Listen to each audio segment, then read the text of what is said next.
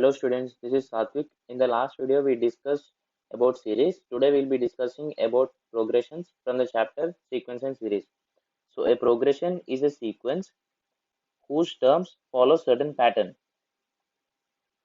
So it is not necessary that the terms of a sequence always follow a certain pattern or there is an explicit formula for the nth term.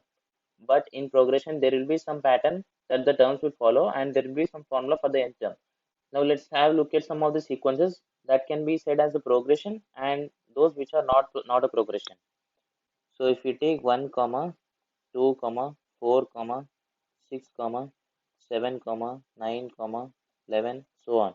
So in this you can see that there is no relation between the terms consecutive to each other. So this can simply said as a sequence but not a progression. But if you are considering another sequence which only consists of even numbers, so 2 comma 4 comma 6 comma 8 comma so on up to infinite terms. So this can be said as a progression because the nth term will be equal to 2 into n because the first term is 2 into 1 and the second term is 2 into 2. Similarly, nth term will be 2 into n. From the two examples discussed above, we can see that all progressions are sequences, but not all sequences are progressions. So if we take a set of prime numbers, that will be a sequence, but it will not be a progression. There are some standard progressions like the arithmetic progression, geometric progression, and harmonic progression, which we'll be discussing in our next videos.